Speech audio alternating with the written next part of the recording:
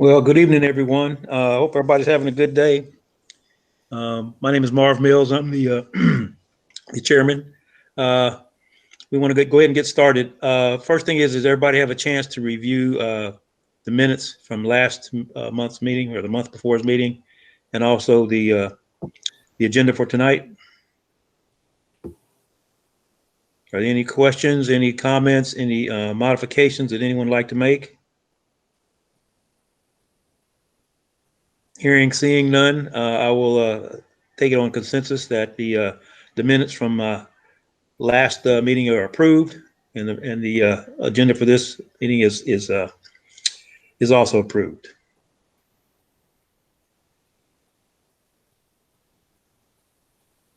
And you can go ahead and hit the next slide, please.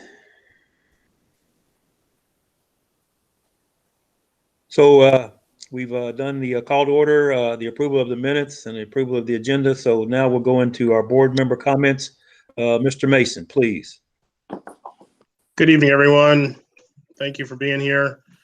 Just want to say that we had a meeting earlier with our FCC trustees, and there was some great information shared about what's going on with our dual enrollment program and our early college program.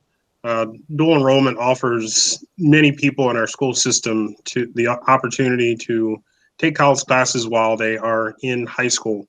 And it creates an equitable situation for many of our students. And we actually had this year more of our students take dual enrollment than we had take AP classes. Those dual enrollment classes give you college credits and helps you move along towards your college education. The dual enrollment, last year there was 11,805 credits taken. The money saved was $1,091,915, which is a great savings when you compare it to the actual graduation, post-graduation tuition rates, which would be $4,796,842. So when we look at our special ed students, our Black and brown students, our farm students, the dual enrollment classes really produce an opportunity for our students to almost get ahead, and our parents to save a lot of money. Speaking as a parent of a senior who is going to graduate with 22 hours after this year, almost one full semester going into college, and mom and dad are extremely happy about that. I'm not sure if, I think she says she has. My daughter has realized the cost savings and the amount of time that she's going to save going into college. So I just want our students out there, our families, to know that when you get to the upper class level of high school, really seriously look into the dual enrollment program. We have also started an early college program, which will allow our students to graduate high school with a high school diploma and an associate's degree from FCC. So when we're creating opportunities for our kids, when we talk about closing the achievement gap, we also want to talk about the opportunity gap and creating opportunities as a school system, and to really help all of our students succeed once they get past high school. And the early college is a great way to do that. I'm not sure about you all, but I would have appreciated the opportunity to graduate high school with an AA. So all of our families out there, please look into the early college program, dual enrollment program. It's really a great way to save money in college and to get a great start on your college education. We have to make sure that we're closing the opportunity gap, and this group is going to work towards that. And I appreciate everybody's time in helping our students and our families, and make sure that our school system is providing every equitable opportunity that we have for all of our students. Thank you. Thank you, Mr. Mason. Anybody have any questions for Mr. Mason? Yes, this is Jackie. Thank you, Jay. Those are positive reports. Two questions I have. One, do you have a breakdown of kids of color, ableness that took those, either the pre-college course or the dual enrollment in terms of if we're increasing that representation? And then secondly, with the early college program, how is that going to be rolled out to parents? Is it a guidance counselor going to let them know about it? Will everybody know about it? Thank you. I can answer the first question, then I'm going to ask one of our staff members to answer the second question. The chart that was provided in the presentation shows that from 18 to 19 to 20, there is an increase in all of our groups: Black, African American, Hispanic, Latino, free and reduced meals. Sorry, except for special education, 2020 looks like it has gone down.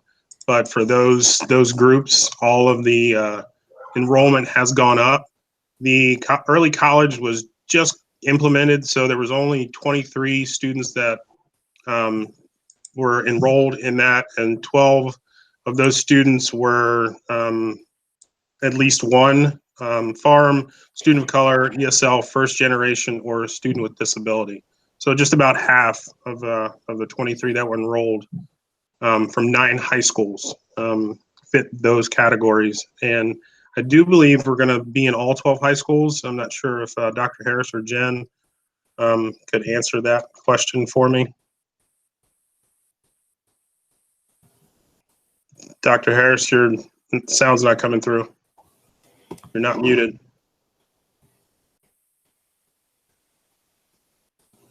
Still can't hear you.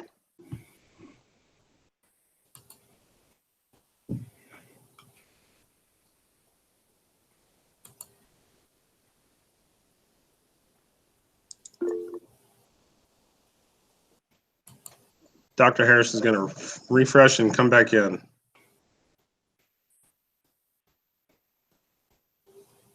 Jen, do you know?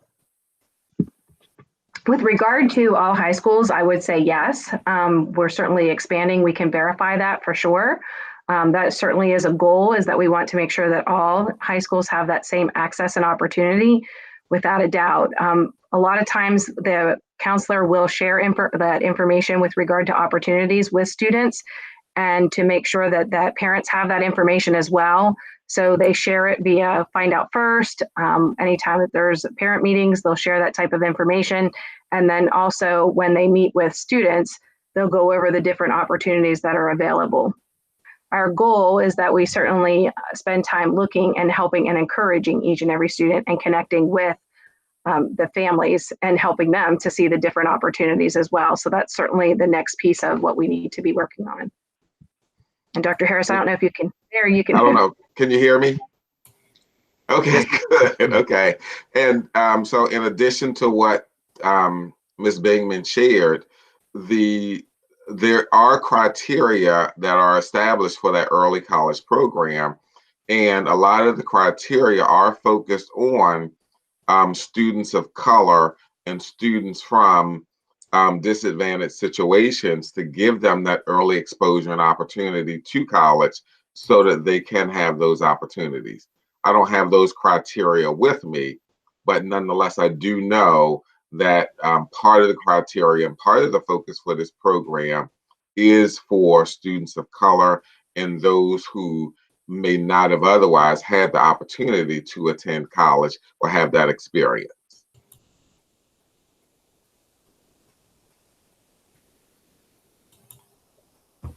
Thank you both.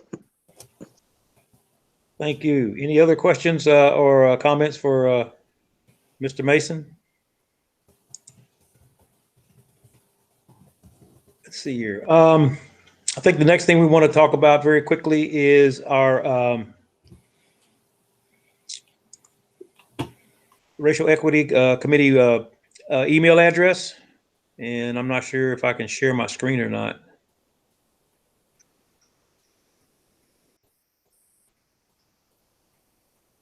Alyssa, are you online? Alyssa has shared her screen. Okay, great. Okay, just want to remind everybody that this is our email address. It's actually functioning. We had two requests. One of them was just to verify, I think, the email address, and the other one was to ask for the agenda. for tonight's meeting, and of course, we referred them to the proper website for that. So we do know that the email address is functioning, and so please encourage anyone who has any questions or comments for our committee to use that the Racial Equity Committee email address, so that we can make sure we keep those documented and we can make sure we respond. The right person can respond to that. So, any questions about that? Please download that if you can, and make sure you share that with anybody that you think may need to have that information. Thank you.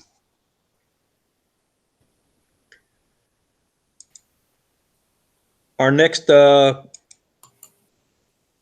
of conversations, I'm going to turn it over to our vice chair, Ms. Alyssa Andretti, and she's going to talk a little bit about conversations and common language. So, Alyssa. Good evening, everyone. Give me a little bit of grace, only because I am definitely using 2 different computers. So I'm hopeful that you all are able to view my screen. So if you can give me 1 second. Okay, perfect. All right. So what we'd like to do is make sure as a whole committee that we're able to use and begin to recognize and identify a common language that we're going to use with regards to racial equity. Prior to us doing that, what we need to do is acknowledge a protocol for courageous conversations. Essentially, what we want to do is come to an agreement with ground rules that we can all agree upon using as we continue our journey as a racial equity committee in FCPS. So as you can see, there are 4 shared ground rules. These come from Glenn Singleton's book, Courageous Conversations About Race. And what he suggests as a researcher on racial equity is that everyone use these 4 protocols when discussing race. If everyone could quickly just give me a thumbs up that you could see my screen, I just want to make sure. Okay, thank you so much. So if we take a look at protocol number 1, stay engaged. I just want to go a little bit deeper as to what each of these mean. Stay engaged. What that's going to mean is we're going to make sure that emotionally, intellectually, and socially, we're going to stay involved with this racial dialogue. We also want to agree upon that we will, because we are the Racial Equity Committee, we will experience discomfort. And we have to begin to feel comfortable with the uncomfortable. For many years, historically, race was not something people talked about. It is not comforting to talk about race oftentimes, but we need to recognize as a committee, if we're going to make moves and make strong anti-racist actions, that we need to start feeling comfortable in the uncomfortable. And we're going to have this as one of our ground rules and protocols as we continue our journey. The third one is speak your truth. What does this mean? All of us are going to probably somewhere along the line over the next couple of years share our own stories about race. And what we want to acknowledge is this means being open about thoughts and feelings and not just saying what we believe others want to hear.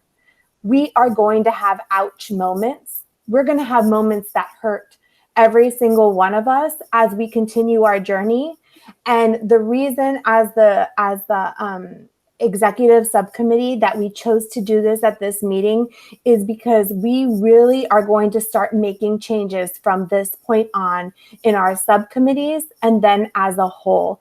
And you'll see that as we go through our presentation with our subcommittees this evening. So what we want to make sure of is that people are open and open about thoughts and feelings, and that we're not just saying what feels nice or feels like it might not hurt another. Conversations about race hurt, and we can't repeat that enough. That's why we go back to number 2, where we're gonna have this ground rule of making sure that we're gonna speak our truth and we're gonna experience discomfort. The very last one is expect and accept non-closure. We're not going to be able to solve all problems regarding race during our tenure on this committee. We know we're not. There's just not enough time, but we're going to do our very best. But what we have to expect is that we're not going to have closure sometimes. And we're not going to have closure to some of our conversations sometimes. And that's going to need to be okay. And that's going to be a part of the discomfort. If everyone can agree to these four racial equity protocols as we continue our journey, can I get a thumbs up? If anyone has any questions, go ahead and feel free to unmute yourself before we continue.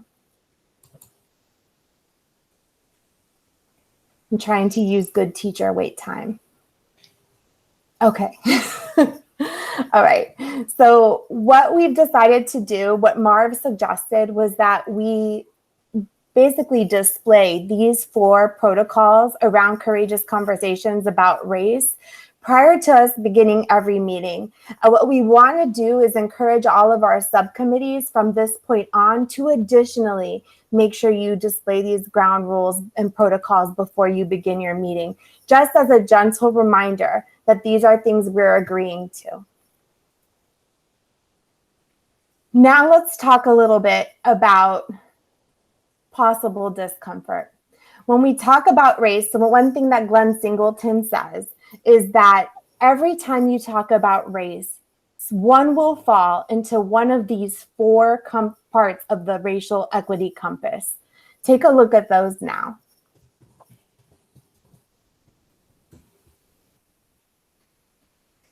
So the first part of the racial equity compass is moral. When I hear a story involving racial inequity, my response might immediately be, no, that's wrong. End of story, it's wrong. Or one might say, that's right.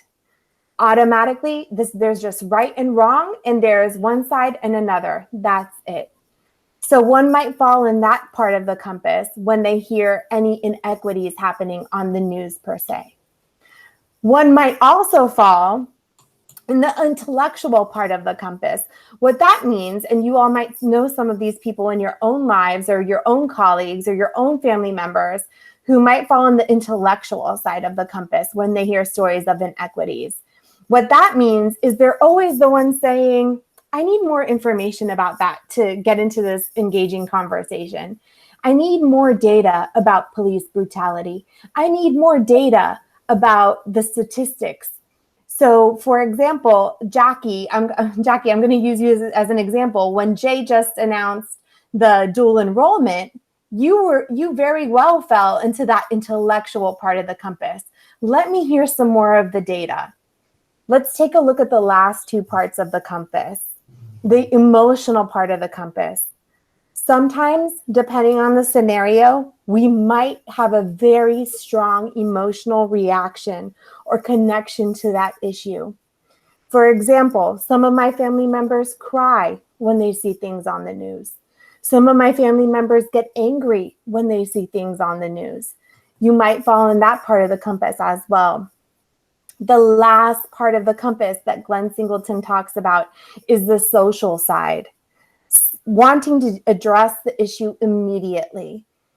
I'm certain that that's why most of us joined this committee and applied to be on this committee, because we saw a need to take action. And we, at that point in time, when the Find Out first came out that this racial equity committee was going to get started in MCPS, we immediately fell in that social side of the compass. So what I'm going to do now is I'm going to share within the chat box. If everyone can just make sure their chat box is open, it's on the upper right-hand side of your screen. Really quickly, we're going to take about 5 minutes to do a quick activity as a part of our professional development as a committee. And I'm going to state some scenarios. I'm going to send you the link to them in a couple minutes. Not a couple minutes, a couple seconds. I'm going to send you the link. And when I state the scenario, you're going to write your name in the part of the compass in which you fall when you hear that scenario stated. Does anyone have any questions? Just one point of clarification. Alyssa works for MCPS and she has kids and lives in Frederick County. A few seconds ago, she said MCPS. So Oh my gosh, did I? I'm so sorry. Whoops. I'm so sorry. That was my whole day. I'm like, sorry. Sorry. Yes, okay, just want to clear that up. sorry. I'm a mom in Frederick. All right. Let me share this link with everyone now. Just give me 1 second because my other computer is loading. And as soon as you get the link in your chat box, what I'd like for everyone to do is go ahead and open up that link. All right, I'm going to throw it into the chat now.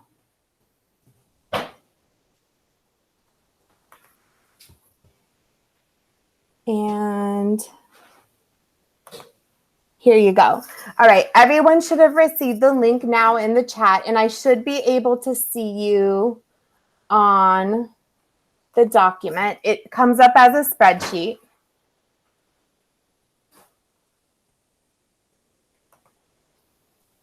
All right, I can see 9 of you are in there. All right, perfect. I've started to see you all loaded in. So I'm going to just demonstrate really quickly just to make sure everyone understands what they're going to do. I'm going to state the scenario. And let's say I fall in that intellectual part of the compass when I state the scenario. That's my very first reaction. I'm going to place my name in the box. Okay? All right, so here we go. Here's scenario number 1. The PTA president at your child's school welcomes the new parent to the school during the meeting by saying, "Oh, you are from West Frederick Elementary? You will see our parents here are so different." Go ahead and write your name where you fall in that compass.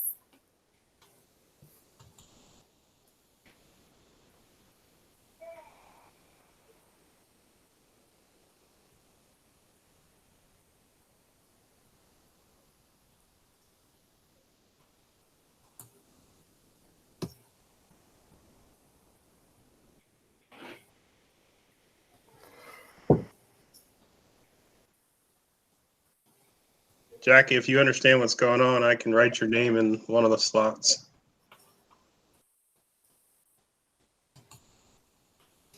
Is that Jackie on the cell phone? Yes, I'm working to try to open up Google Meet, but I'll be in and out. Thank you, Jackie. Yeah, and I'm also on a phone, but I'm throwing it via my computer. Can you resend the link, Alicia, so I Sure. can open it on my computer? Thank you. Yep, let me try to. There we go. Okay.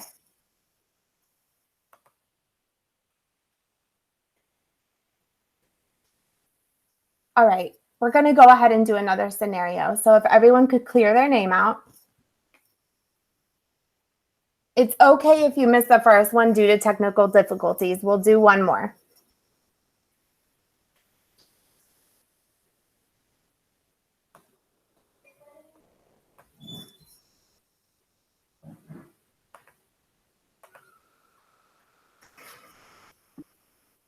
If everyone could just give me a thumbs up that they're ready for the next scenario. Okay, perfect. Here's scenario number 2.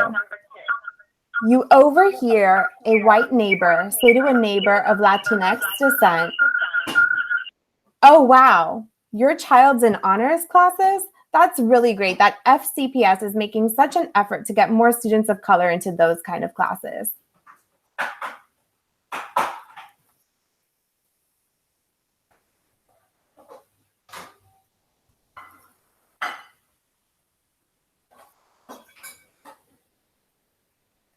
So while people are loading their names into the spreadsheet, who can tell me something that they noticed about the compass and about the different scenarios?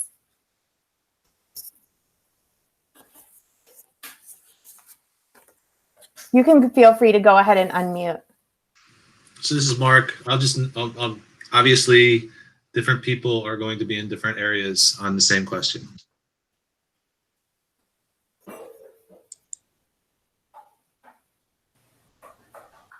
I would also add, oh, sorry. I would say that, one's personal background and own experiences and connections to the issue really determines where they're probably going to fall on the spectrum. Yeah. And I think that at an individual level, I think this relates to what you just said, but like where you fall on the spectrum is going to be sort of like scenario specific. So it's going to vary by the situation. Absolutely. So as we continue our journey as the Racial Equity Committee, what we want to keep in mind is different people, based upon what the work is that we're doing at the moment, are going to have a different response dependent upon what we're talking about. So keeping that in mind, and it's always good to have people in different parts of the compass on your subcommittee, on the work group that you're in, because they're going to give a different perspective. So keeping that in mind, that different people are going to fall in different places when we talk about race, is going to be important as we continue to dive into this work that is really going to start to pick up starting this meeting. So let me go ahead and share my next tab.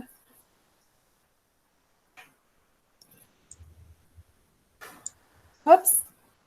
Okay. So it's important, like I said earlier, that we start to develop a common language when we speak about race together as a committee. So here are a few words that we thought as an executive subcommittee were important for all of us to agree upon their definitions. We'll give you all a moment to go ahead and read through those definitions silently to yourselves.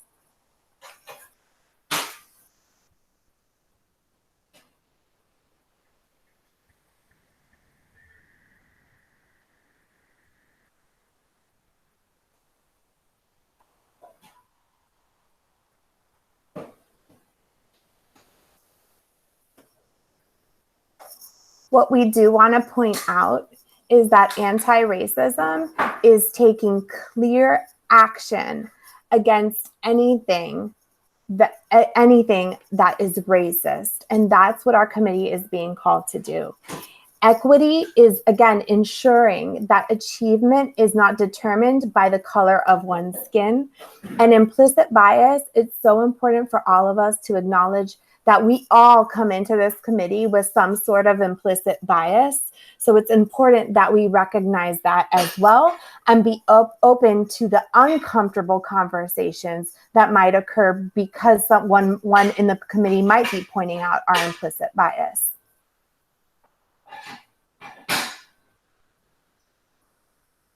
Here's the next three.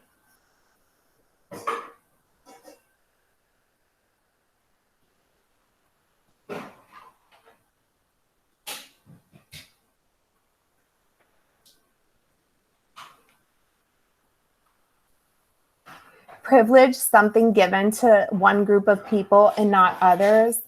Racism, prejudice, discrimination directed against a person or group of people of a particular racial or ethnic background, usually one that's historically marginalized. And whiteness, the component of each and every one of ourselves that expects assimilation into the dominant culture. And it has been like that for years. Oops. And lastly, the very last slide for us right now is people and phrases and our common language. So what we want to do too as a committee is make sure we're putting people first when we speak about our students and our families. So our students with disabilities, our students come first, not the disability. People of color, Latinx community. We say Latinx instead of Latino because Latinx basically recognizes that the Latino families and heritage, we have for years historically been so masculinely dominated. So we now say Latinx.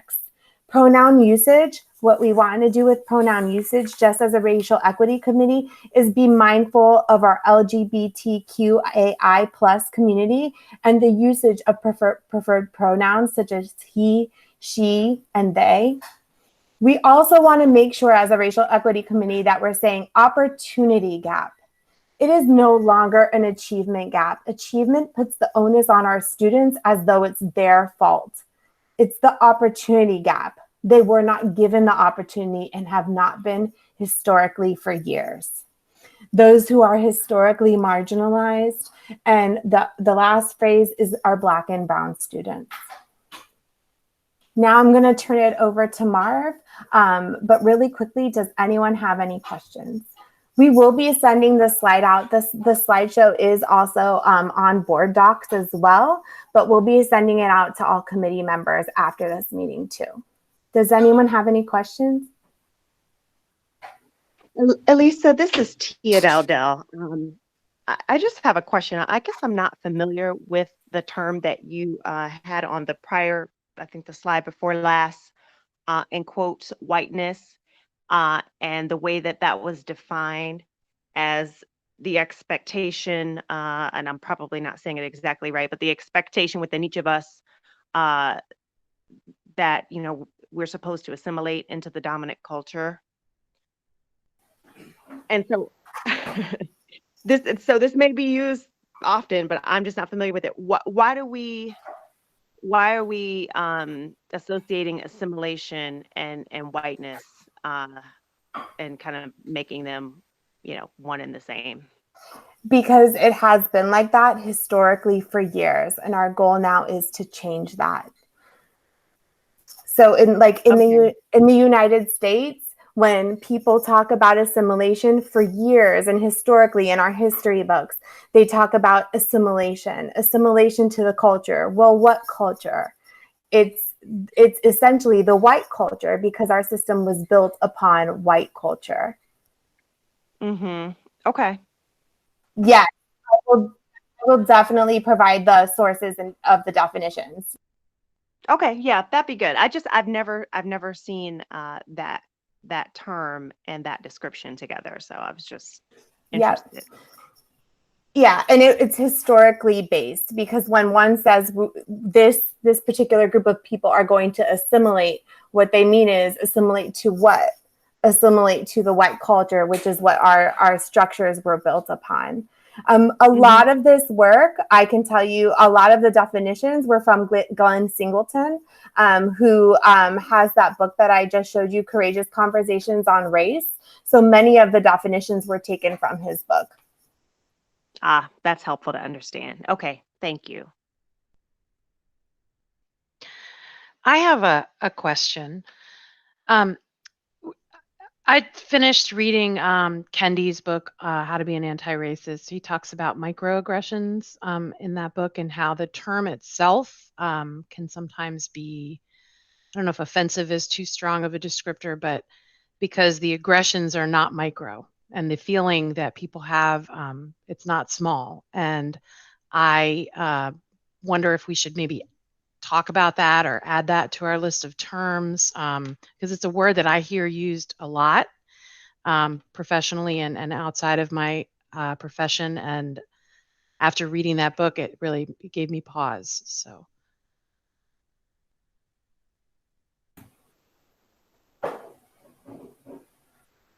Thank you. We'll make sure we get it in the notes for this meeting to do that, to look at microaggressions for future meetings. Thank you. Thanks, Alyssa. Right now, we want to have three of our subcommittees kind of discuss what they reviewed from their questions and where they want to go. And then at our next meeting, we'll have the other three subcommittees report out. So without any further ado, we'll go to the Early Childhood, Elementary, Middle, and High School Data Subcommittee. And who's going to present for that one? So I am Jennifer Bingman. Hello, Jen. Hey. So we looked at a variety of data in our subgroup, and we looked at MCAP data. And what you'll notice is that we tried to kind of give an overview of the data that we reviewed with some statements. And then I'm going to give you a little bit more information because it's a bit global in what we have there on the slide. Yes. Could you say what MCAP is, please? Yes, it's the Maryland Comprehensive Assessment Program, and it is our state assessment. Used to be PARC, and now it has shifted to MCAP. It's important to note that we did not have MCAP last year. The state assessment, there was a waiver based on COVID and the fact that students were not in school. And so we do not have, and we will not have data from last school year based on the fact of the waiver. So what we did is we looked at the previous year, 18-19 data, and we looked at different student groups at each level and compared the results for each student group. And what we noticed is that the student groups for white, Asian, 2 or more races, the student groups were performing significantly lower than our white and Asian student groups. It was more pronounced at the secondary level. The elementary level were smaller gaps, and then they increased up at the secondary level. They ranged from anywhere from 20% up to 30%. That was our kind of like a summary of our MCAP data. The other piece of data that we looked at, we had an enormous amount, the person who asked for this question asked for an enormous amount of data looking at our student discipline. We looked at student enrollment across each grade level, across each student group, and then we looked at the number of in-school suspensions across each grade level, across each student group, as well as out-of-school suspensions. In addition, we looked at, the person who asked for this had asked for all of this data, and they also looked for the different suspensions for each disciplinary reason code. And that was for the past 3 years. So what we noticed is that there were a high number of suspensions for fighting, disrespect, classroom disruption, and physical attack, both student and teacher across student groups, and particularly farm. So what we noticed is it wasn't just any particular student group, it was across all student groups for those areas, again, particularly in the farm area. I will note that the majority of the suspensions are at the secondary level. There's not as many suspensions that occur at the elementary level. They do increase at the secondary level. Oh, thank you, I see here. Farm is for free and reduced meals population students. So it's students who are eligible for free and reduced meals.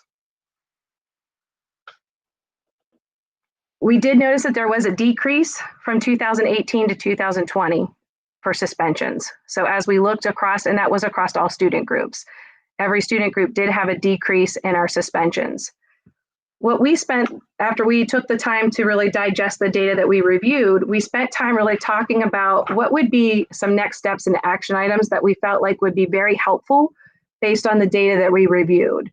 And one of the things that we talked specifically about is really using data to address curriculum and looking at the different parts of the curriculum and making sure that the curriculum has an equity lens and that students are able to connect with the curriculum, and that it is making sure that they're having access and opportunity. That was one piece. In addition, we talked about having information shared with the group with regard to providing students with equitable access and heterogeneous grouping. How are students grouped at each school and at each level? How are students provided the access, and how are they making sure that we are helping them to have the equitable access along with all peers? We also, another question that was asked was about KRA and how KRA is our kindergarten readiness assessment. So we have a lot of acronyms here. So thank you to those people who put that over in the chat, because as you probably already know, in education, we do use a lot of acronyms. So please do put that over there, and I'll try to make sure that when I say an acronym that I stop myself and pause and then explain what that acronym is.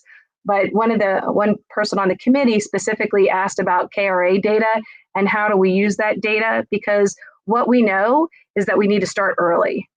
Early intervention is key, and making sure that we address any gap right from the very beginning. And so we wanted to utilize any data that we had for kindergarten readiness assessment so that we could utilize that in order to make sure that we address any gaps right from the very beginning. We will not have previously, the kindergarten readiness assessment was not a census administration. It was a sample administration.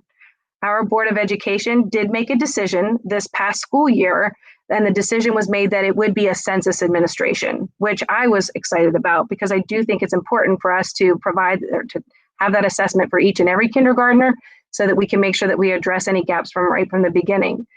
However, due to our virtual learning opening, we are not going to be administering the kindergarten readiness assessment. And so we won't actually have that data.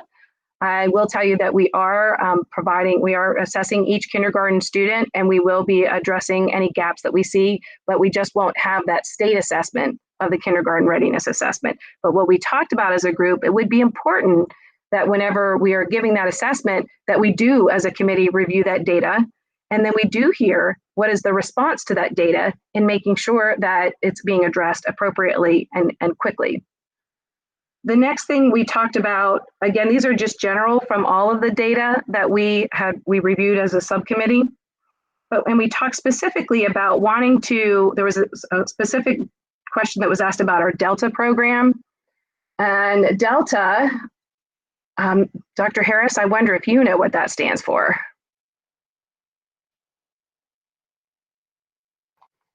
I will look it up while you speak. Thank you. So the Delta program is a program that is housed at Ballinger Creek Elementary School and Whittier Elementary School. It's specific to supporting our students who may have some struggles in their school, and they are able to go to these two schools for a small group and to be able to really have a personalized experience with helping the student to be successful and help them to overcome. And so the question asked about what is the data for the number of students that are in that and how is it broken up? And so what we talked about based on some of the people in the subcommittee was that we felt like we really wanted to make sure that there's open communication with parents to understand about the program and how it is designed to support each and every student.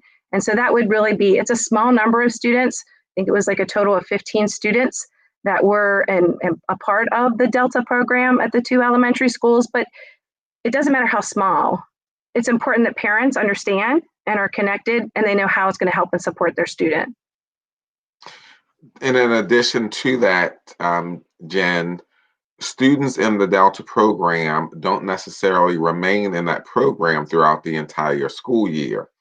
That program is designed to give them readiness skills, social skills, maybe there are some behavioral things that needs to be addressed, and then return those students back into their general classroom as quickly as possible.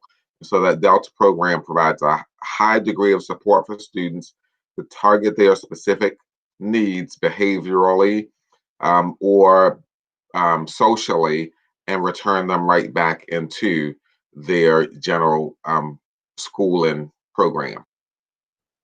Thank you, Dr. Harris. That was super helpful.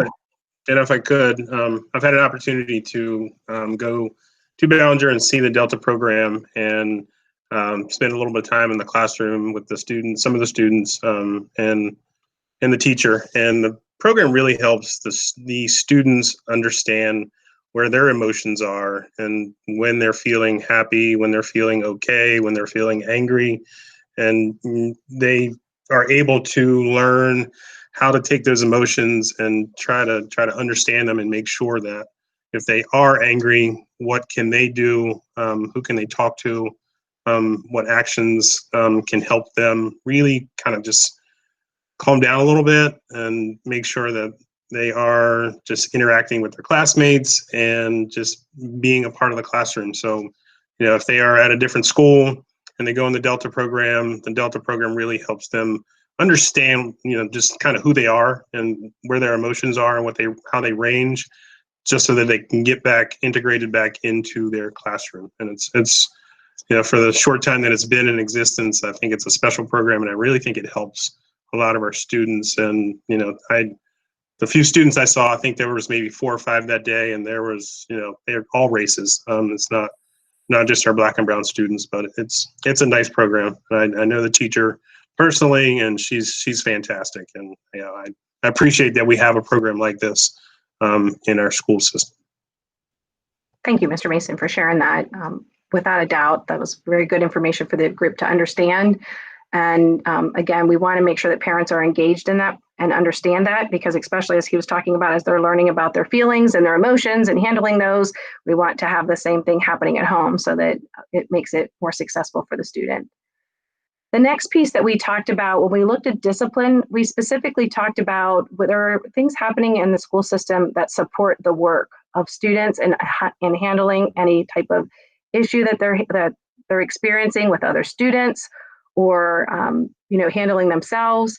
And so we thought it would be important if we had staff maybe come and share what's happening with our restorative practices across the district, and how are restorative practices being utilized to support our students. What does it look like? What does it feel like? How are restorative practices being set up? How do students feel about it?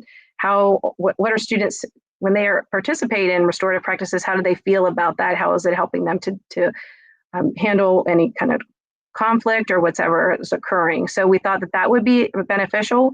And in addition, we also at the elementary level and at the middle school level, we have the PASS program, and that we thought that would be really helpful for the group to hear about the PASS program, how it's being implemented, what the impact that it's having. Again, hearing from teachers and administrators, as well as some of the students who can speak to how is it having an impact on them, and how is it helping them to be able to handle their own emotions, as well as their interactions with others. And then lastly, what we talked about was with regard to the discipline policy and the regulation, to have a true understanding as to what is in that policy and regulation, because certainly that does set the expectation and the understanding about how we respond to students when they make a mistake, and that we have to intervene and help and support them. That policy does guide our procedures and our practices in responding. So it would be important for the group to hear about our discipline policy and the regulation, and how that has an impact on student discipline. So Dawn, I don't know if you want to add anything from our conversation as well. I think you covered it quite well. Thank you, Jen. Just to add a little, by way of restorative practices, that's training that's occurred in Frederick County Public Schools a lot with staff over the past few years. And so we've had hundreds of teachers trained in restorative practices.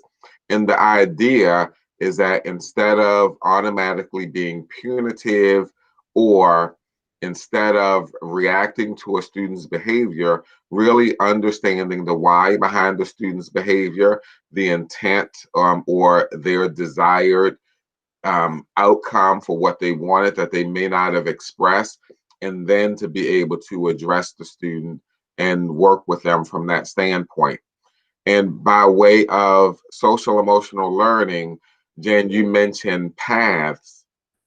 PATHS stands for Promoting Alternative Thinking Strategies, and that is our elementary and middle school social emotional learning program. There also is a high school program, and so all students in grades pre-K to 12 receive instruction on social emotional learning. It's a part of their instructional program every day. Even in the virtual setting, they have some of that training that occurs. And so that's just wanted to add those two pieces there.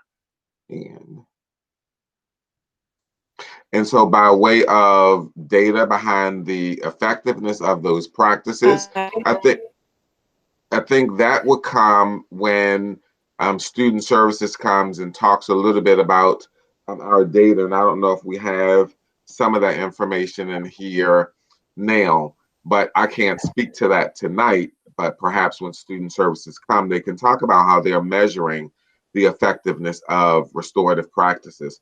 I can tell you with the social emotional learning program, as we have studied that, it's been implemented for a few years now, particularly at the elementary school, and what we have seen in those schools where it's been implemented in a sustained fashion, a significant decrease in the number of students receiving out of classroom or out of school discipline, while at the same time an increase in academic performance of students. And that was based on looking at students whom we have identified who may have historically gotten in trouble or received disciplinary referrals and things.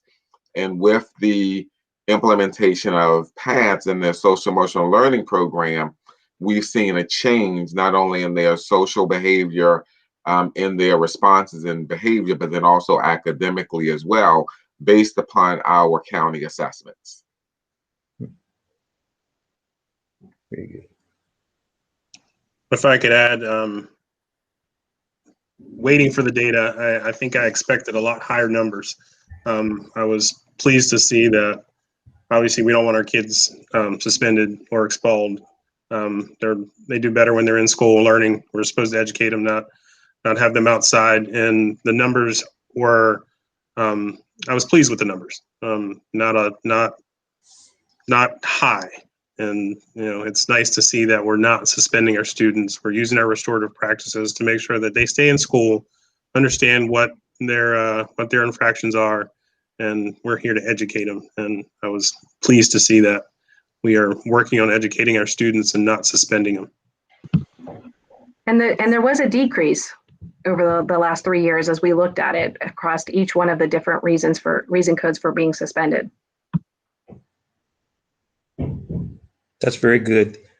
Jen, Keith, Jay, thank you very much. Dawn, thank you very much for that. We'll go now to our gifted and talented, highly able programs, special education, and English learners subcommittee, and we'll take that report.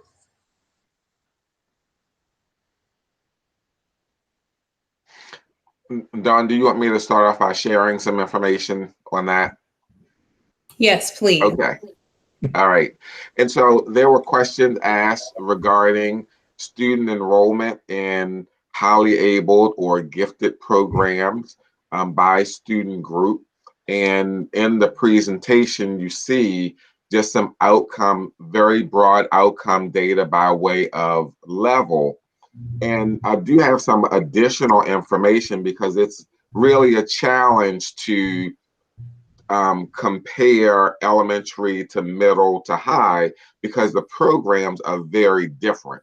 And so instead, what I want to share with you are the past several years at the elementary level, and then at the middle, and then at the high. So when we talk about the elementary students identified for highly abled or gifted programs over the past 3 years, what we've seen when we think about our students of color, Black or African American, over the past 3 years, we've seen an increase in the number and percentage of students who are participating in gifted and highly able programs. And that's looking at school years 2018-19, 19-20, and then those who are enrolled now. When we think about so that's Black and African American. For our Hispanic, for our Latinx student population, we've seen basically the enrollment have been relatively the same over the past 3 years.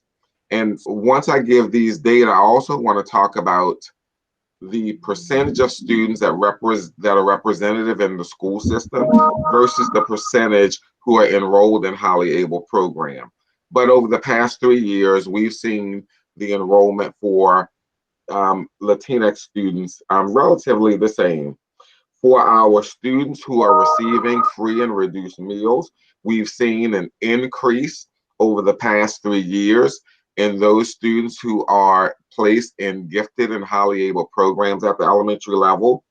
For our students with disabilities, that pretty much has remained the same over the past 3 years, but we do have students with disabilities enrolled in our gifted and talented and highly able programs, those students who are twice exceptional. And as we've seen increases in our student groups at the elementary level from historically marginalized groups, we've also over the past 3 years seen a decrease in the number of students who are white enrolled in our gifted and highly able programs at the elementary level. We have a growing diversity in Frederick County Public Schools. As we've grown in diversity, the number of diverse representations have increased in our magnet and highly able programs. and then our white students who that enrollment have decreased. Now, at the elementary level, let me stay there for a bit. When we think about the percentage of the total student population versus the percentage of students enrolled in our gifted programs at the elementary level, for example, for our students who are Black or African American, they represent about 13% of our overall FCPS enrollment at the elementary level. That student group represents 12.5% of our students enrolled in our gifted programs at the elementary level. So somewhat similar there. For our students who are Latinx, they represent about 18% of our student population at the elementary level and represent about 12% in our gifted programs at the elementary level.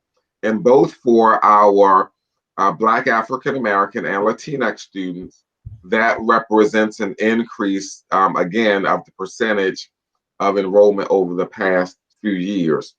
For our students receiving free and reduced meals, whereas they represent 29% of the overall population in Frederick County Public Schools, they represent about 23% of our students in our gifted programs. That represents an increase from 15% over last year. So that's at the elementary level. I want to talk about at the middle school level at this point.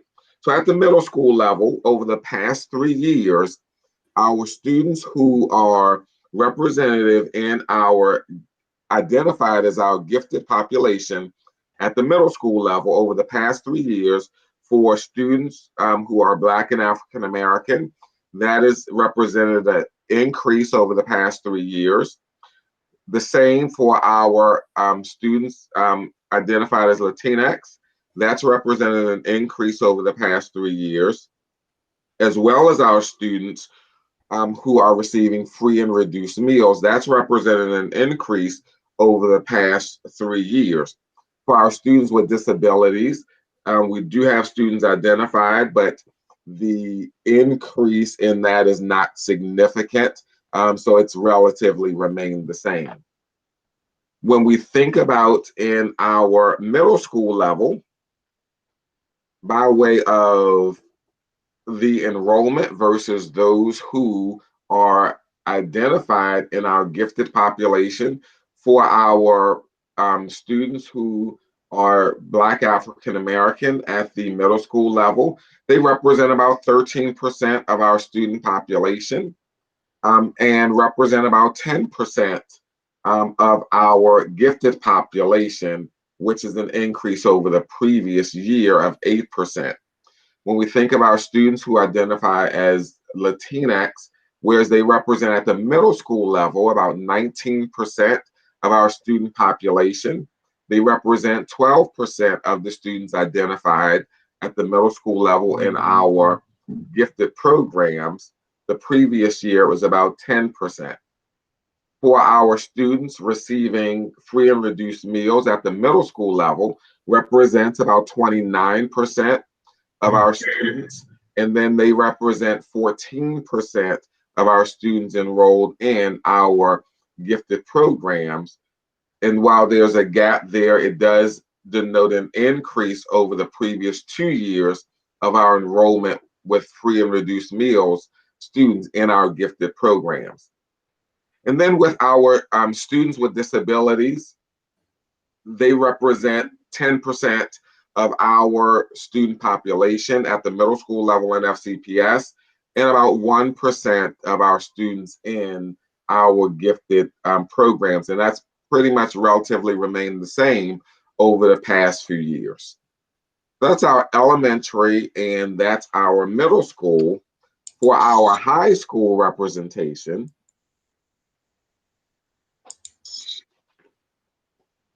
for our students who are Black and African American, over the past 3 years, Our students identified as gifted at the high school level pretty much have remained the same. There's been a slight increase over the past 3 years, but not significant increases. That's the same with our students who are in our Latinx student group. Relatively consistent over the past 3 years, even though there is a slight increase. We're talking about from 6% to 7%.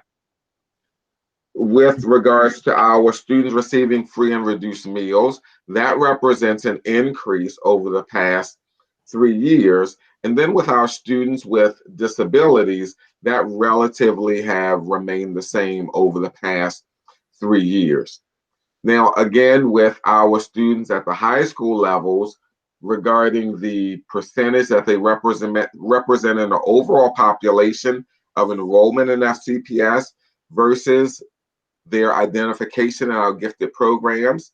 At the high school level, Black and African American students who are in that student group represent about 13% of our student enrollment at the high school level, and about 7% in our gifted programs at the high school level, which represents an increase over the past couple of years.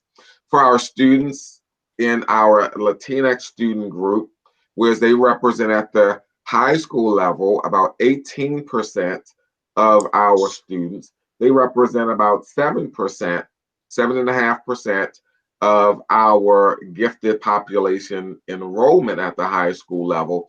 Which is an increase over the previous years, but one of the interesting things to know about our Hispanic and Latinx students at the high school level is oftentimes we see the greatest enrollment in this student population at the high school level, our secondary schools, and they often come with little to limited English proficiency skills and limited credits in high school. And so there's a lot of alternative programs that we engage this student population in.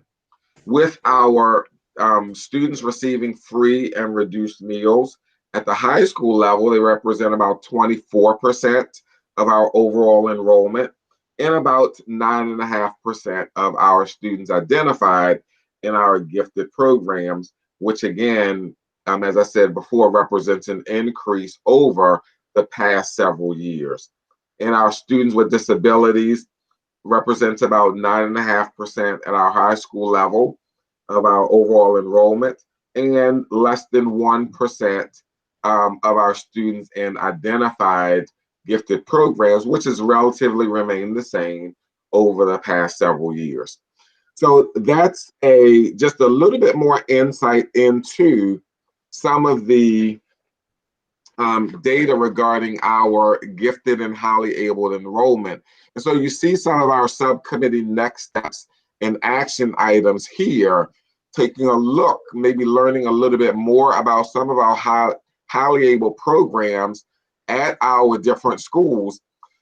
Some of the definition for students identified in our gifted programs have changed recently. And so it used to be that there's a magnet program at the elementary level, but then there are also some other highly abled opportunities. In our middle school programs, we have a highly able learning program and some other opportunities. And then at our high school, that can range anywhere from our dual enrollment to our honors to our AP courses and other types of opportunities. And so we didn't get a chance to flesh all of the variety of different programs out at all of the different levels this evening, but there are several of them depending upon the level, and then there are opportunities at different schools. One of the things that we can bring some more information back regarding our English learner families are identifying some of our wraparound services and supports. And that's exciting because we do have a very close partnership with our Hispanic and Latinx community and our community partners and organizations. as well as our own community liaisons. And at each of our major high school, our comprehensive high schools, where there are large student populations of students in the Hispanic or Latinx student groups, we also have English learner counselors at those schools as well, in addition to the regular counselors for the entire student population. And so there are a lot of things happening with wraparound services and family supports and our counselors and community liaisons for our EL students. And so we certainly can bring some more information about that piece. One of the things our subcommittee talked about was reaching beyond some of our typical community partners that we have for our student groups and looking at other possible partnerships, such as our local churches and other organizations, to assist with meeting students' educational needs. And then there's also the last action item you see there from the subcommittee is inquiring about our Facebook Live and some other opportunities to really spread information about our school systems so that we're reaching all of our different student populations in our families in our school system beyond what we are doing so currently. Anything else, Don, that we wanted to add there? No, I think you captured it quite well. We really wanted to meet our families where they were. So the way that they are communicating and getting information, we wanted to also be a part of that. And those are the big points that we talked about for next steps. Thank you for sharing that. May I ask a follow-up question or maybe even just a suggestion for your action points? Is this an appropriate time? Okay. So I wonder if having the data on students who are participating in the Young Scholars Program would be something to include here. And also, there's a program that's been piloted at West Frederick Middle School for 4 years and hasn't been taken on by any other middle schools, and that is the Honors Academy program. Now, I don't know who's familiar with that in this group, but it's a program where students who are in an underserved population or marginalized population are exposed to a highly able learner curriculum. So it's doing exactly, I feel like, what this subcommittee is trying to achieve. And the advanced academic specialist there, Heather Kerr, has been doing this for 4 years there, and it's only happening at one of our middle schools. So I wanted to just share that with you, just because I happen to have that information. Thanks. We certainly can bring some information about that. And Young Scholars, that's been in place for a while. We almost have some graduates there, and it's just an exciting program for opportunities for our students of color that have participated in from elementary school. And as I said, we now have high school students who are now participating in those opportunities. So we certainly can bring some more information about those programs. I had a quick question Thank about you. one of your follow-up items. Thank you so much. I thought that data was really interesting. I definitely have an intellectual lens when it comes to certain things, so having data to go with that is always helpful. Specifically for the elementary level, and I know that things have changed over time, but I'm wondering if there's I know one of your points was sort of understanding the process of how how students are selected, and I wonder if there's any data on if kids are kind of what's the word I'm looking for? Whether it's a teacher referral or a parent referral, because I know at least several years ago, and things may have changed, that I just wonder if there's any racial differences in the number of students who might be there, who it's their teacher who kind of wanted them to be tested into the program versus it having to be a parent advocate to do it. And just that might just be one factor where we're looking systematically where there may be improvements or just more clarity on what their criteria are to make sure that it is sort of consistent across the board. Jen, I'll let you go first and then I'll chime in, but yes, we absolutely can answer that one. Yeah, absolutely. We, at the second grade level, we actually do look at 3 different measures in order to identify students, because we don't want it to be a one measure or a one person identification. We want it to make sure it's comprehensive. And so each student at the second grade level takes the COGAT, which is the cognitive abilities test, which will give the teacher information about the student's cognitive ability. That is also coupled with the computer adaptive score from performance series, which gives them how the student is performing. It's norm and criterion reference, so it gives them scale scores in order to see how the student is performing on standards. And again, it is a computer adaptive. And then the third piece is looking at the teacher will fill out and basically give information about how the student learns, get a student profile. And it's those three measures that they look at to determine if a student should be considered. And we have done training with administrators and school teams in making sure that you look at each piece of it, because there are times, and we have seen it, where a student does have high cognitive ability.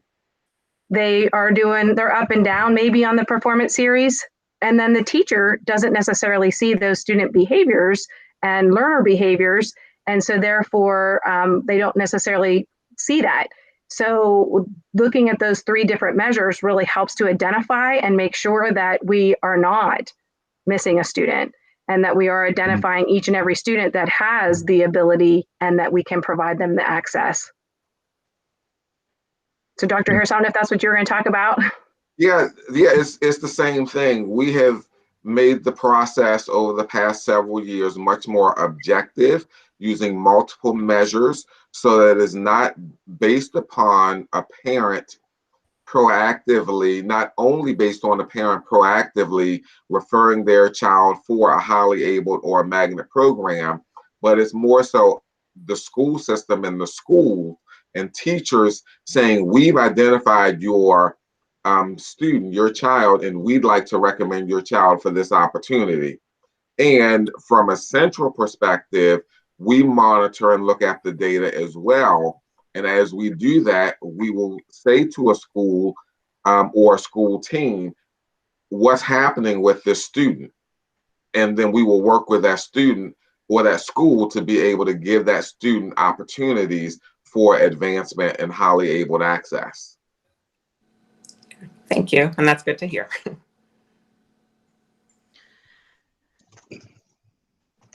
Thank you. There's a question in the chat box, and Alyssa asked about the effectiveness of restorative practices and the data behind it. We can have Janine Beck, who was promoted last year to head our restorative practices division at FCPS, and she would be happy to come in and give us a presentation on restorative practices and how it has changed the landscape of, I know, our school system. I was at Ballinger Creek 2 years ago, I think, and there was a gentleman that came up from Fairfax, I think, and he's been working with restorative practices for probably close to 10 years. And his presentation was very informative, and it's really helped our students stay in school. And I know she's working on her doctorate. Janine would be happy to come in and do a presentation for us, so maybe we could see if we can get her on our next meeting for an agenda item. And Mr. Mills asked if Dr. Harris, could the data you just shared, would you mind putting that in a slide and sending it out to us, or adding it to board docs? Absolutely will. Great, thank you. Well, thank you. That's a great presentation and good discussion on that one. Our next subcommittee will be the gifted, excuse me, let me go back one more. The culturally sensitive and inclusive curriculum and instruction subcommittee. So some comments from that subcommittee, please. Yeah, this is Keisha. I'll get started, and then my subcommittee members can interject. Thank you, Keisha. So this is going to be like the complete opposite of the last group, because I think at the time we met, we still don't have answers to a lot of the questions we have. And so I think when we met, we were really sort of continuing to generate like ideas and questions and information that we wanted to have to help us kind of frame our kind of process for moving forward. And so we kind of met as a group. We're brainstorming about additional questions we had in addition to what we had submitted. We also reviewed some of the policies that were associated with our subcommittee, just as a starting point of thinking of, you know, questions we had, how we might want to address those. And so I think it was a lot of discussion based, a lot of thinking about sort of like what information do we need to sort of progress to the next step. So I think we very much took an intellectual lens as we were thinking through these things. And so in terms of next steps, a lot of it, you know, the first thing is really a lot of questions. So we really wanted to understand sort of the curriculum and how representative it is and how inclusive it is. And so we had a lot of questions that we wanted some answers to. So really understanding how sort of like cultural and racial inclusiveness is integrated throughout the curriculum. So not just in like a history class or a specific class, but even like how's it incorporated into like math and science and English and that sort of thing. We in some of the policies that we were reading, sort of there's this distinction of like the essential curriculum. So we were really interested in understanding, you know, what is included in that essential curriculum as a starting point to understand to what extent are people learning, you know, about racial and ethnically relevant items, and, you know, how might we sort of use that as a baseline to understand how we can build from there. We also sort of talked through field trips and sort of want to understand what are the required field trips and to what extent are they sort of contributing to a culturally sensitive and inclusive curriculum. And we also talked about sort of like training from the sort of teacher perspective. So we really also wanted to understand to what extent are teachers getting the training that they need so that they are equipped to sort of to integrate sort of a culturally sensitive and inclusive teachings into their work. And so as we were brainstorming, in addition to sort of those questions of like what FSPS is doing, we really thought about, you know, this is such sort of like a hot topic right now in terms of like an anti-racist curriculum, and there's so many like, you know, like writings and thoughts going into this. So we just also wanted to sort of do some research and exploration to see what other school systems might be doing to sort of just kind of learn from others. Since there's so much work going in this area, we wanted to learn, but we also felt like we don't necessarily have to start from scratch. There's probably a lot we can learn from others that can help inform our process for moving forward. And so in terms of moving forward, again, these are like all the questions we have. So we sort of really want to think about ways to get answers to a lot of these basic questions so that we feel like we have a good starting point to think about moving forward. As I mentioned earlier, we did look at some relevant policies, and we thought some of the policies that were specifically relevant to curriculum seemed very like not specific, for lack of a better word. So they could be interpreted a lot of different ways. And so we sort of thought of like, once we have a basic understanding of like what the curriculum consists of and a starting point and some understanding of potential best practices, it would help us in sort of thinking about, you know, what policies might we want to start looking at and think about sort of proposing some recommendations to improve those so that they are more specific and really sort of accomplishing what they are put out to accomplish. And again, we also wanted to make sure that put teachers first, and, you know, we can't sort of expect teachers to do something that they don't have the training to do. So really understanding, you know, at the baseline, what's available to them, what do we have a starting point, and then what additional training and instruction can we give to our teachers to really prepare them to do this work as well. So Lisa, Tia, Jackie, did you guys have anything else to add? I think you did a great job summarizing, Keisha. Thank you. Thank you. I agree. I think you covered it. Well, thank you. Appreciate it. For current events, has anybody got any current events that we need to discuss? Marv, I think at this point, we're going to turn it over to Ivania, and she is going to speak a little bit about the RISE Coalition of Frederick, and then we're going to show a quick video about a student experience. So Ivania, we're going to turn it over to you, and if you could just cue me when to show your video, okay? Great. So Elisa had asked for some information on work that I'm also helping with the RISE Coalition. I'm not sure how many of you are familiar with this coalition or this organization in Frederick, but they have gotten a lot of traction and a lot of movement going in the past couple of months, especially under COVID, and kind of reacting as emergency responders for this immigrant population. So they stand for immigrant populations across Western Maryland, but we have our own coalition here in Frederick, where they're really trying to create leadership and empower directly impacted communities, so immigrant communities that can become empowered and become leaders of their own community and directly give their concerns and voice them and be able to create policy changes or support or otherwise. So I've been working with them recently because of a personal story that I started. I'm part of a mixed status family, actually. And so a lot of things like hit the fan personally, and RISE Coalition, it just kind of all assembled together. And so Elisa wanted some more information. Some of the push that RISE Coalition is doing and the way that it's important for our students is because oftentimes when we're talking about racial injustices, we're almost forgetting about the immigrant population and the discriminations that surround around citizenship, right? And how that affects whole families and not just students. So especially for mixed status families, because you do have children that are born in our school systems, but their parents are immigrants, and it affects the entire family as a whole, and thus it'll affect the student's success, right?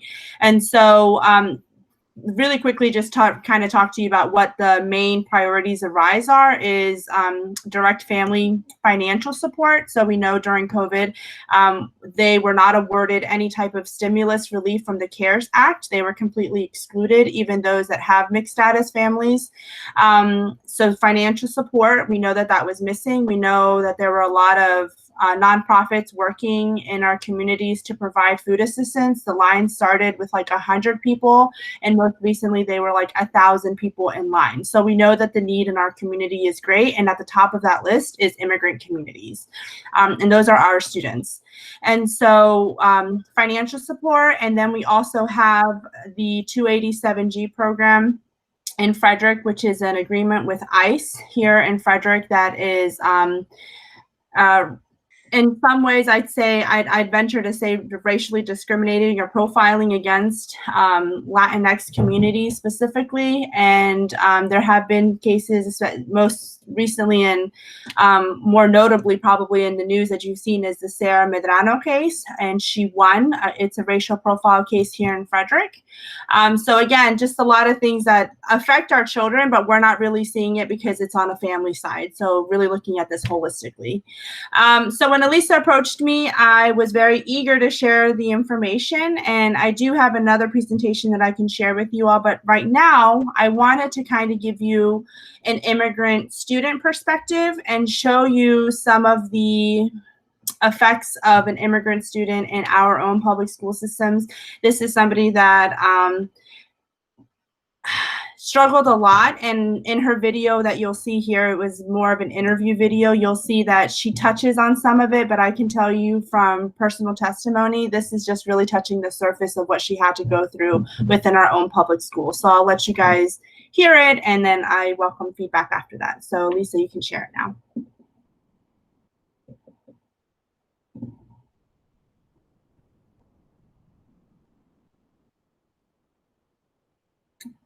Elisa, do you want me to share it or are you sharing it? Oh, there she is.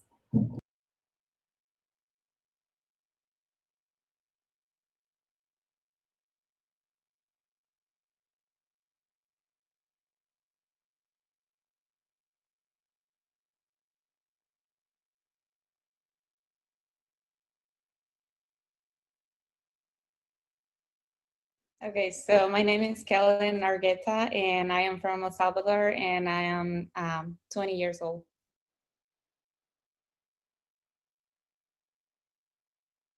I think the hardest part is that we don't have the same opportunities than the American people has.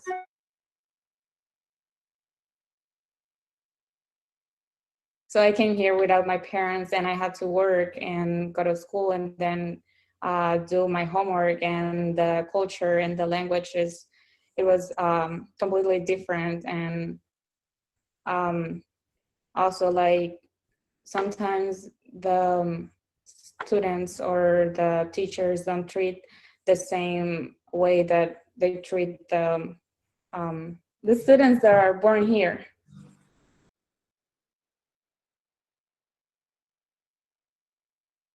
I mean, at the beginning it was hard, but then when I start going to the library and reading books and watch videos, that helped me a lot. But also some teachers, they were very nice to me, and they gave me like extra help and homework so I can practice and learn more.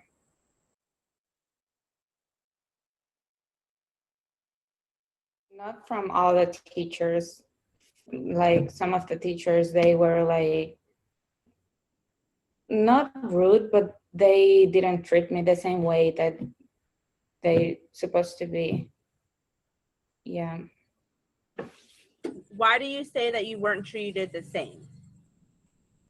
Because sometimes when I ask for help, they like kind of like ignore me. I feel like it wasn't fair to me because I'm a learner, and I feel like for us we have to have more help from all the teachers.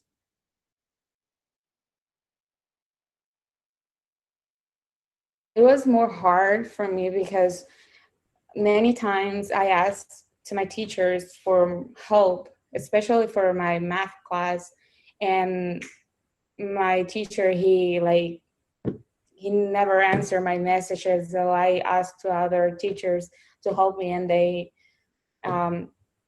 helped me, but my math teacher, he didn't help me at all.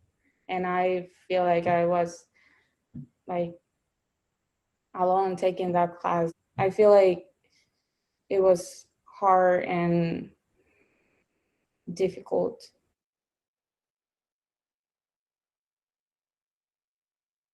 My counselor, she was always there for me when I need help, and she told me what to do, what classes do I need to take for to graduate, and I feel like I have that support from her, so I didn't feel lost. I can trust in her, and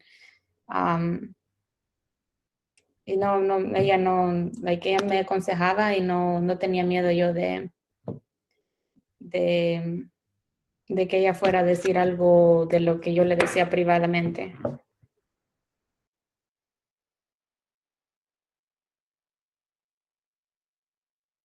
So when the school sends like letters to the parents and guardians, and I feel like kind of sad because I didn't have that support. Who like my brother, he was always working, and I think that he never went to a meeting to meet teachers, and I feel like sad because I don't have that support here, and you know.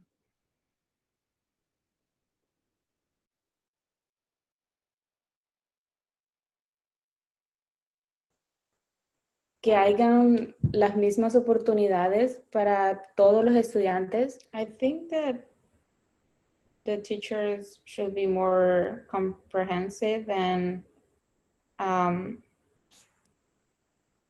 more attentive to those students who need more help.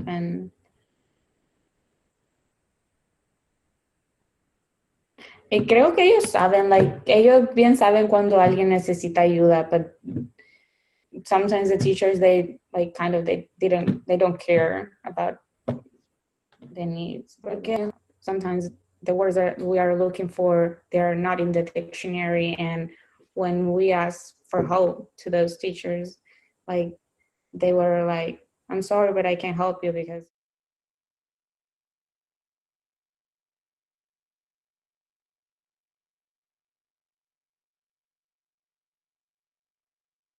sometimes my classmates, they kind of like, they were just talking with themselves, and like I feel alone working with them, and I feel discriminated sometimes for some students.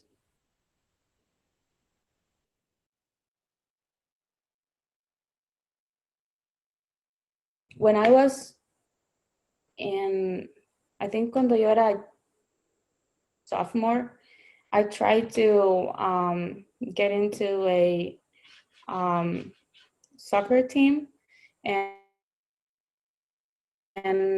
my counselor, she told me that because I was older than the, like, I have, que yo era ya mayor de 18 años, I couldn't play soccer, and I feel like it's not fair.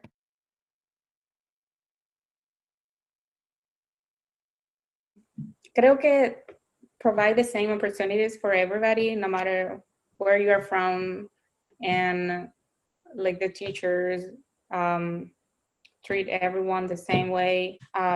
Because I am an immigrant, I don't have the same opportunities.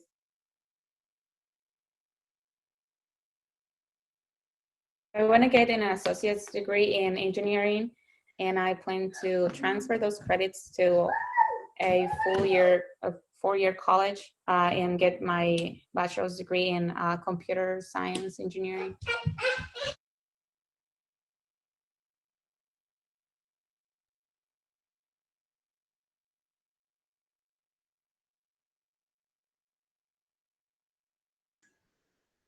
Ivania, thank you very much for that. That was very, very powerful. I got kind of emotional on that one. I appreciate that. Does anybody have any questions for Ivania? I don't have any questions for Ivania, but thank you so much for sharing that. And as you said at the beginning, that is just one of hundreds of stories that we have for our students at our high school level. Oftentimes, many do come without their core family support. And so they do rely on and need the support of the school system as well as the community to be able to provide those wraparound supports. And one of the things that the young lady said in the video was the importance of her school counselor. And over the past several years, I'm glad that our Board of Education, I had put forth to have dedicated counselors specifically for our EL students. And the board has supported that over the past several years. And just in this one testimony, we see the power and the importance of that support for our students. Thanks, Keith. I appreciate that. I totally agree. Yeah. One person seemed to have made a big difference. And that's all it takes sometimes. Yeah. Thank you Other again, discussion? Ivania. Thank you again, Ivania, for putting that together. I just do want to take a moment to recognize before Marva, I'm sorry I interrupted, but I do want to take a moment to recognize that it is Hispanic Heritage Month beginning this week, Latinx Heritage Month. So thank you again, Ivania, for sharing the experiences of one of our Latinx students in MCPS. I appreciate it. Thumbs up. Thumbs up. Thank you very much. Absolutely. Thank you. Any other discussions or questions for Ivania? Let's see here. Where are we going from here? So I apologize, folks. I'm trying to get to my committee of the whole there. So let's see here. So we are.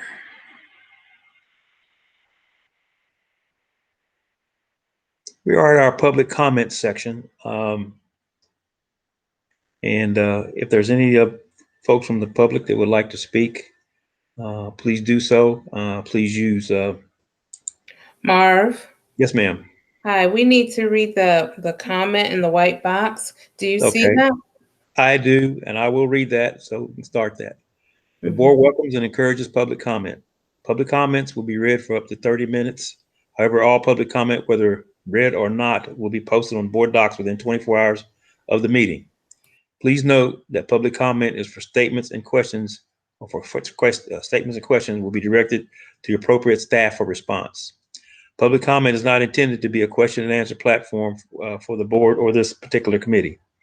Generally, the board or this committee will not respond to comments made. With that, we will open it up for public comment. Don't think there's anybody on the meeting. They probably, if there was any, would have emailed it in. Okay, we didn't have any emails this time, so maybe next time we'll have some. Okay. All right, so a review of our action items. One of the things that we as the executive committee thought about is that we would like to have a little more student perspective on this particular committee, and we needed to get a consensus or a thought from process from the entire committee on how we should do that, because we would have to probably go back to the board for a modification to our complement. But we think we would like to have more students involved in this particular activity because basically that's who we're here for. So, if there's any discussion on that? Well, what we'll do then is the executive committee will meet then, and what we will try to do is come up with some criteria, share it with you before the next committee meeting of the whole, and so we can discuss this at the next committee meeting. This is Tia. I have a question about Sure, that. Tia. Is the executive committee considering bringing more students? Because I know we have one student. Are we looking at bringing additional students onto the committee, or forming some sort of a student advisory group? What's on the table? I at least in my estimation, we were thinking about having a few more students on the actual committee. I don't think we had thought about a student advisory committee that would be a subgroup of this. Although we could actually talk about that, and I think maybe that's something we could talk about next time if we develop some criteria. As I said, we need to bring it back to the board because they'd have to modify what we actually are tasked with right now in our complement of personnel. So, but I think that's a good point. You know, should we have more representation on the committee?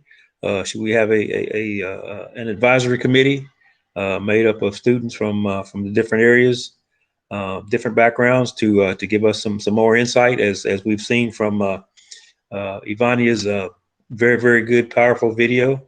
I'm sure we've got more stories like that, or some that are probably even tougher than that. So we want to make sure that we get all the perspectives, and so we want to make sure that we've got a lot of family members on the board, a lot of committee members on the board, but we want to make sure we're hearing from the folks that are actually in the buildings and have some of these negative impacts on them. So. Okay. I would just like to just put a plug in for the idea of, whichever way we're looking to go, to move in a direction that we can execute on sooner rather than later. I know sometimes, if we have to go back to the board for approval for, additional members, I mean, that could prove to be, more time consuming. So I just wanted to throw that out there. If that's going to delay this even further, maybe we could look at a different form of involving students in the meantime while we're getting that approved. Mm-hmm.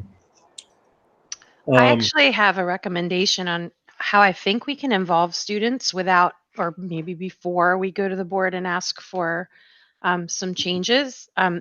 This Friday at 7:00, there's a youth forum called Your Voice Matters, and FCTA asked me to participate as a teacher representative. And this is just students in FCPS expressing how they feel.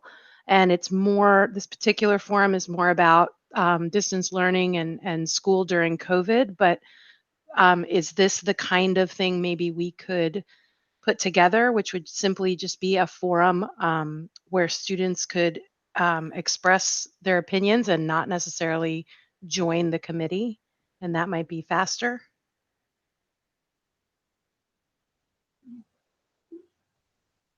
Mr. Mason.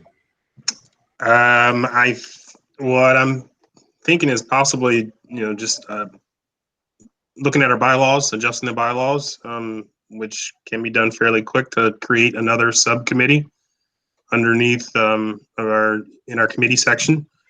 And if you all want to work fast, we can get it done. Just need figure out what the committee looks like. If you want to do a student advisory committee, I think the hard part, longer part, would be getting the students together and determining what students are going to be on that committee. But I think it can be done fairly quick. Question for Jenny. This meeting is going to be on on Friday. Could they entertain some questions from some of us if we wanted to participate and ask some questions? I believe so, Marv. It's open to the public. I can share a link to join. It's free. Parents, staff members, community members, and students can join. Okay. So I think, yes, I think it could. I'm acting as a moderator in a student breakout group. Okay. But I know that there will also be a general forum where, I'm sure something like that could happen. I can share the information with you. Thank you. And Sure. if we could also possibly share our email address there, I think that'd be a good place to share our email address so the students know they have a direct line to us. I'm happy to do that since I'll be Okay. there. Thank you. Appreciate it. And I'll try to join too. If you send me that link, I'll try to join too. Mr. Mason. The board meetings were changed in October to the first and third Wednesday instead of the second and fourth. So the 21st is the third Wednesday, so we're going to have to move our meeting to the 22nd or possibly the 28th. Is there a preference for anyone on the committee for the 22nd or the 28th? 22nd would be a Thursday, I believe. I'd like to move to have it on the 28th and just make it the fourth Wednesdays. So should we do a vote by thumbs up, thumbs down, or do it in the chat? That's just going to be for this meeting or this month. Then after this month, it goes back to the second and fourth Wednesday. I'm sorry, in October. Just for October, just for the October meeting. Just for the October meetings. Okay. That was the only meeting that was the only month where our meetings were moved to the first and third Saturday or Wednesday. Okay. Is there any consensus that we can move at least this individual meeting to October 28th? Could we see a thumbs up? I second that. Can we see a thumbs up, please? Okay, I'm seeing the majority of thumbs up. So yeah, we will move the meeting to the 28th. Don, can you make sure that's reflected in the minutes, please?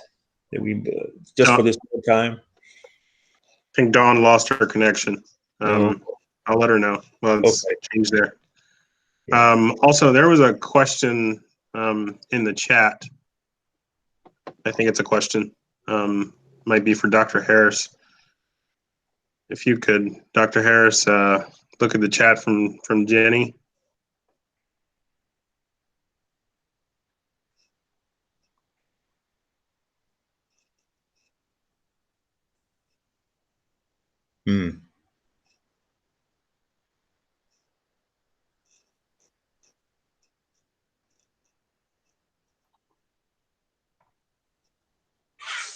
Okay, we can bring back some information on that. Okay. Thank you. Thank you.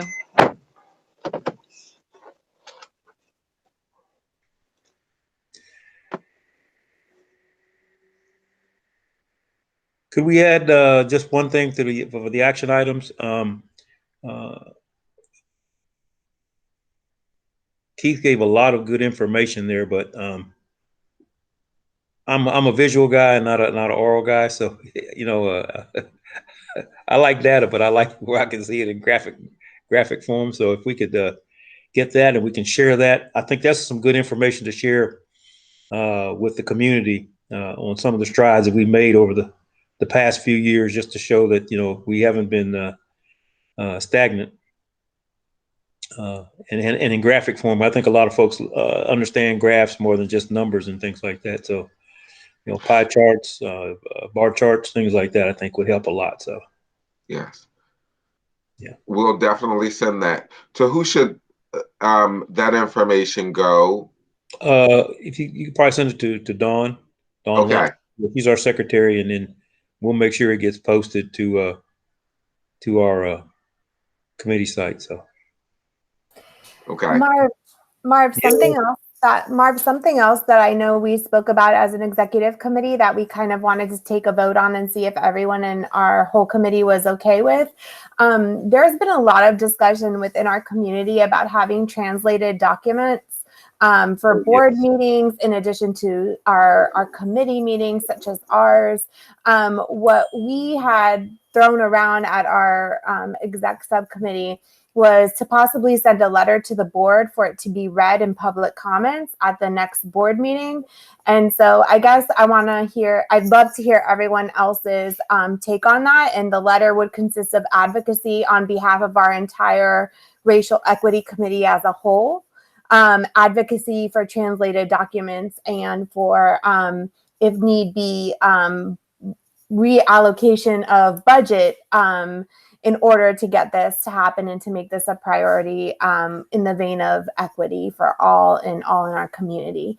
So I'd love to hear everyone else's thoughts on that. Just on my end, that's been a huge push on everything that I've been noticing and involved with lately. So, and having translation in real time, so as soon as possible, is necessary to be able to serve our community. So that's my take. Yeah.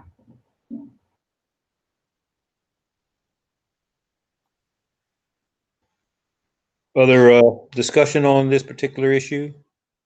Well, just from a staff perspective, who is the one responsible for translating the documents and having staff there for translations and interpretations, I think when that is presented to the board, one of the things that the board will have to grapple with is dedicated staffing to do that, as well as money.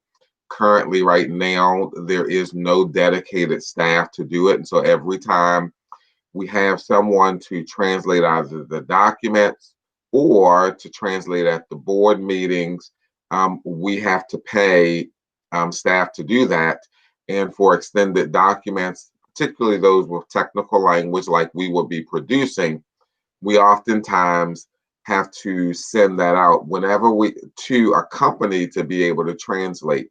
Whenever we have to translate documents and we do them quickly and we have to do it internally, we use existing staff and we take the staff away from their regular responsibilities. And so they essentially have to stop what they're doing and then dedicate their attention to the translations, which they have done a phenomenal job with all of the things that have had to be translated throughout the summer and through this whole COVID period. I'm only bringing that up just that's just something that the board will have to grapple with, to have the dedicated staffing and the funds to be able to do it, because the approach that's being taken now is not a sustainable approach for staff and for the funds that are available. So just wanted to bring that piece up as well. And if I could just piggyback on that, is just from a racial equity committee stance, that's exactly what we're doing. Is we're trying to present solutions and give more equitable practices for all of the community and all of our students. And so if that's something that they have to grapple with, I mean, if that, I feel like then that's what they have to do. That's what they have to grapple with, right? I just feel like what I don't want to see is having us say it's another funding issue and saying, throwing our hands up and saying that it's okay. I think that everybody is at a point where we're past talking about equity and we're starting to get to a point where we need social justice. So what I'd like to propose we do is maybe get a small group of people to quickly work on a draft letter, send it out to our entire committee for any possible ways to elevate the letter, and then we get it out as soon as possible. Jay, when is the next board meeting? Next Wednesday. Okay, and can you tell us what's the deadline for public comment? Isn't it 4 p.m. that day or 4 p.m. the day prior? Yes. The day prior. Yeah. No, actually, sorry. We are meeting at 3 o'clock. So I would say to make sure it's in, because we only read 30 minutes of public comment now because we are restricted on our board meetings. We're actually meeting in the boardroom for the second time on Wednesday, and there's a small amount of staff, including the board members, that are going to be in the boardroom. So we have been reading public comment, and 30 minutes has been allotted for public comment. So if you want to make sure it's read, I would say get it in maybe the day before, Tuesday. Thank you. Mm-hmm. Sorry, Marv, I'll turn it back over to you for the No, that's fine. I think you're good. I think this is good. And I like to be on that committee to talk about that. Yeah. So Marv, I'm sorry. So I'll let you keep going with the subcommittee action items and the last couple bullets. Okay. All right. Yeah. So let's see here. I think we've covered everything on our review list, I think, so far. So yeah. I just had one question for, like, I know for our subcommittee, we have a lot of questions still. And so I guess I was just wondering, like, who we should sort of, like, how we kind of get about. Keisha, you kind of locked up there, but I think what you're saying is you have additional questions that you'd like to get answered. And I think what we do is we continue to do like we did before. If you could get those questions to our board liaison, which is Mr. Mason, and he will make sure they get to Dr. Alon, who will direct those to the proper staff member for response. They've already been submitted, so we'll work on those. I'll get with Dr. Harris and see when we can get those. Okay. Yeah, because I think what she was referring to, and I believe Jackie, you're also in the subcommittee with us as well. Oh, there she goes. She's putting it in the chat. I was asking about the process to get our remaining subcommittee questions answered. We had a lot of like to be determined answers, and we just wanted to get our hands on some data with reference to our questions. I will make sure Mr. Mason gets the responses to the rest of those questions that were to be determined. Yeah.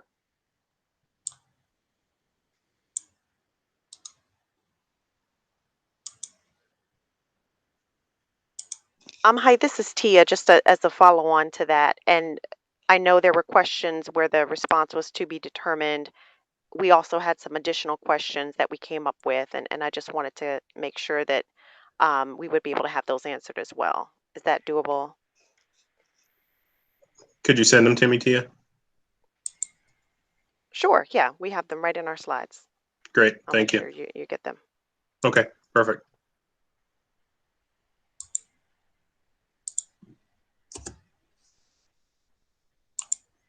Information to our next meeting. I just wanted to make everyone aware of that as well.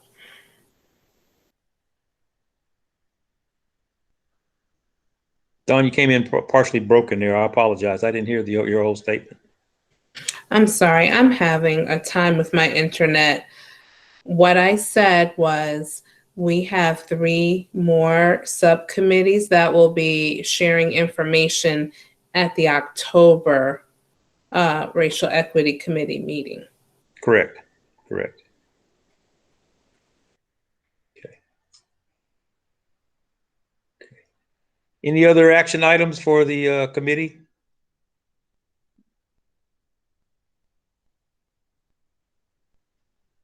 Any other comments for the good? Oh, go ahead, Keith. So no action items, but just a comment. At next week's Board of Education meeting on the 23rd, I know the staff from the Equity Department as well as from our Psychological Services Department will share information with the board on work that's been done on racism and social emotional learning for our students. And so that information will be shared with them. As Mr. Mason already said, there are no persons that are allowed in the boardroom outside of the presentations. However, I know it's publicly viewed for our board meeting. So just want to let the committee know that that presentation was going to be happening next week. Okay. All righty. The letter that's going to be submitted to public comment, are you planning on having it done and then sending it out to the full committee for everybody to review? Could you have it done, Friday, maybe Saturday? I think Friday is pushing it a little, but I think we could probably have it to the committee, a day or so before we have to get it to the board. Yeah, I think Friday, being that today's Wednesday, might be a little rough to get a rough draft and to also identify how many people want to be a part of that too.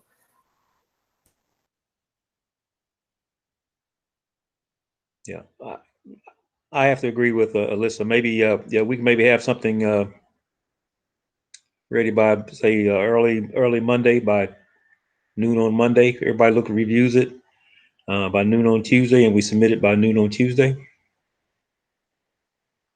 Is that agreeable with everyone? We can share it with everybody. And I'm seeing thumbs up, and everybody nodding their head up and down. So, okay, all right, okay. Well, Alyssa, I will ask you to kind of lead that for us, and we will.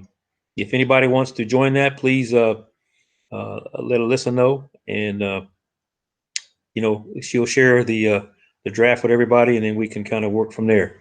I will tell you that I think this is a good idea, and I would hope the board would support Dr. Harrison in trying to make sure that he's got the resources he needs to make sure we're communicating well. Communication has always been one of the key things about education. If you can't communicate, you can't educate. So I think this is a good point for us, and being the Racial Equity Committee, I think we ought to take the lead on this. So I appreciate Alyssa and Ivania trying to take the lead on this. Okay. Is there anything else for the good of the body? Well, I appreciate everyone's time today. I think we made some good progress. I appreciate the reports.